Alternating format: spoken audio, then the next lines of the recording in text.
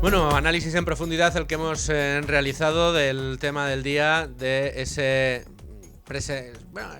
situación en la que Duro Felguera ha presentado preconcurso de acreedores y todo lo que ha rodeado a esta compañía respecto al resto de compañías con las que fue rescatada después de la crisis del COVID-19. Pero son las 12 y 49 minutos de la mañana, las 11 o del mediodía, las 11 y 49 minutos en Canarias, y en este momento en Es Radio Libre Mercado, en Con Ánimo de Lucro, es el momento de entrar a degüello en la situación de los mercados. Además, hoy con mucha tela que cortar. Ojo, porque el IBEX está tratando de recuperar parte de ese terreno perdido. Está en este momento en 11.800 puntos, subiendo un 0,37% después de que ayer, y es ahora a lo que vamos a analizar, se hiciera presente la señora Christine Lagarde, la presidenta del Banco Central Europeo, y nos comunicara que ha decidido bajar otro 0,25% los tipos de interés. Pero más allá del hecho concreto, es decir, de esa rebaja de tipos, que se queda un poco en la mitad de lo que estaban apuntando algunos analistas más ambiciosos que creían que esa rebaja iba a ser de 50 puntos básicos y no de 25, insisto, lo que nos dejaba la señora Christine Lagarde en el tintero eran dos mensajes claves. Uno, ojo a la debilidad de Europa. Ojo a la debilidad en el crecimiento de Europa, ojo a la debilidad de la industria en Europa. Y el segundo, creemos que la inflación está controlada. Vamos a ir enseguida con esos mensajes y con el mejor análisis que hoy nos los va a traer nuestro analista de cabecera, y ya he abusado de él 2 veces esta semana, Gustavo Martínez. Gustavo, ¿cómo estás? Yo, pues mira, encantado de que abuses de mí, Luis, y muchísimas gracias por ello, ¿sabes? Oye, creo que no se me ocurría nadie mejor que tú en el día de hoy para analizar este discurso que nos hizo ayer Christine Lagarde, y con dos mensajes que yo creo que tenemos que sacarle mucha miga. Bueno, voy a recordar para quien no lo recuerde, que eres profesor de la Universidad Francisco Marroquín y además eres asesor financiero, y además eres el profe que ha hecho el mejor curso online de oro que hay ahora mismo en el mercado. Lo has hecho con los amigos de la cuadrilla de Tu Dinero, ya sabes que es la comunidad de amigos de Tu Dinero Nunca Duerme, y que ya está a disposición de todos ese fantástico curso online de oro, para saber todo lo que hay que saber del oro y cómo invertir en él. Pero, Gustavo, vamos a meternos en harina. Ojo a los mensajes que dejó ayer Christine Lagarde. El primero de ellos, el primero de los mensajes de Christine Lagarde: que hay un problema de inflación, no se preocupen, amigos. El proceso de desinflación sigue avanzando. Los expertos del eurosistema estiman que la inflación general se situará en promedio en el 2,4 en 2024, el 2,1 en 2025, el 1,9 en 2026 y en el 2,1 en 2027, cuando el régimen ampliado de comercio de derechos de emisión de la Unión Europea comience a aplicarse. Que el proceso de desinflación continúa. Mientras la inflación sigue subiendo, Gustavo, resulta que no, que estamos muy mal. Que eso, aunque la inflación vaya para arriba, que no nos preocupemos, que eso en realidad es que va para abajo. ¿Cómo se come esto? Bueno, mira, yo, ¿qué te voy a decir?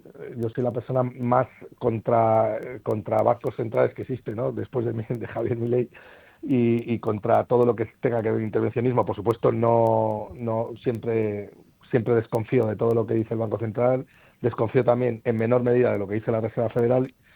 Y en cuanto a lo que digan con respecto a la inflación, pues mira, ellos mismos no tienen ni idea de cómo está la inflación. Si acaso el proceso de desinflación se está produciendo en Europa, es porque estamos en una recesión clarísima en Europa que ellos mismos han provocado. Así que todas las medidas que se cuelgan por un proceso de desinflación es precisamente como síntoma de una enfermedad, más que de una virtud, ¿no? Entonces, en ese sentido, pues mira, ¿qué quieres que te diga? La inflación no está en absoluto controlada, ni la está controlando el Banco Central Europeo, sino todo lo contrario, ¿no? El Banco Central Europeo ha sido uno de los artífices que ha provocado que estemos en un proceso de inflación, porque lo que estamos es en un proceso de inflación estructural con subida generalizada de los precios, con una pérdida del euro de más del 90% desde que nace, y con una pérdida acelerada en los últimos 4 o 5 años de un 25% del poder adquisitivo de los tenedores de moneda fiat. Así que seguimos inmersos en un proceso de desinflación con ciertas correcciones cuando hay recesiones, como es en el caso de Europa, que estamos inmersos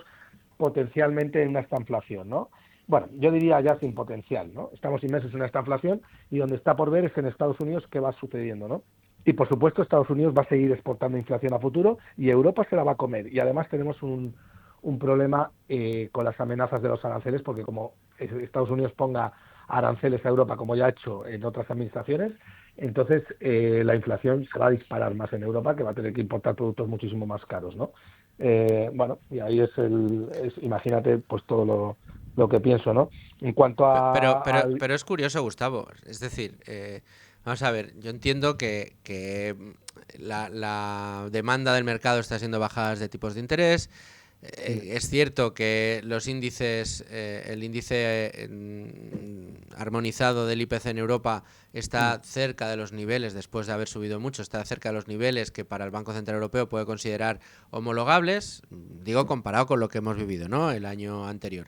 Pero lo cierto y verdad que por mucho que se empeñe la señora Lagarde, lo que está haciendo la inflación en las últimas catas que hace la estadística no es bajar. Lo que está haciendo es demostrar que sigue teniendo tensión alcista.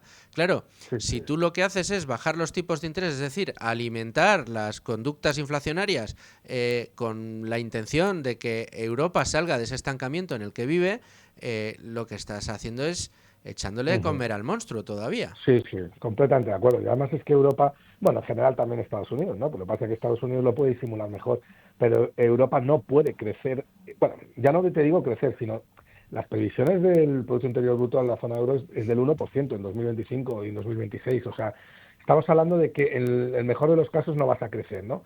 Y Europa no puede salir sin estímulos porque ya es un enfermo terminal que necesita más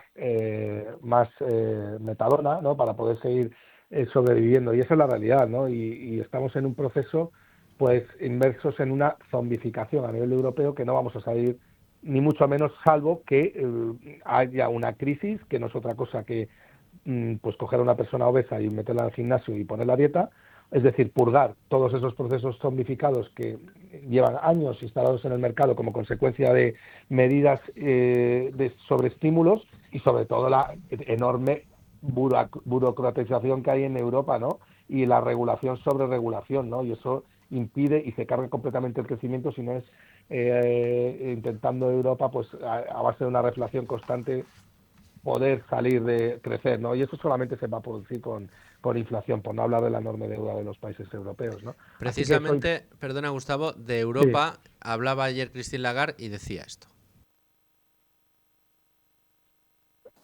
Los expertos del Eurosistema prevén ahora una recuperación económica más lenta que en las proyecciones de septiembre.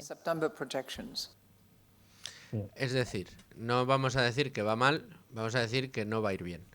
Es la fórmula que utiliza la señora Lagarde. Sí, han revisado a la baja las proyecciones, ¿no? Y además ahora anticipan un crecimiento de un 1% en 2025, ¿no? Que cuando se anticipaba un 1,5%, ¿no? Y la seguirán rebajando porque ahora mismo hemos entrado en un proceso de desaceleración con potenciales inflaciones. Es decir, estamos probablemente en el peor diagnóstico posible para una economía. Y no estamos siendo negativos, ¿eh? Estamos siendo completamente objetivos. Yo creo que incluso estamos siendo optimistas, ¿no?, con Europa, porque Europa debería estar muchísimo peor de lo que está. Y bueno, eso da pues eso no significa que no tengamos que invertir en Europa. Hay oportunidades clarísimas, ¿no? Hay muchísimo negativismo. Si algo está barato, España por lo menos. Sí, en España hay cosas muy baratas y en el sector automotriz en general hay una visión negativa, una narrativa negativa muy instalada en el mercado que es pesimista y deprime muchísimo las valoraciones. Bueno, hay donde pescar en cuanto a nivel de inversión, pero en cuanto a nivel de crecimiento y macroeconomía, pues Europa no tiene absolutamente nada que hacer en el futuro, pero absolutamente nada que hacer. Es un perdedor nato, ¿no? Gustavo, de paso ya, después de analizar la toma de decisiones ayer del Banco Central Europeo y esos mensajes de Christine Lagarde, cuéntanos un poco de tu activo, digamos, más monitorizado, por el que te estás haciendo más conocido, el oro. ¿Qué está haciendo y qué se espera?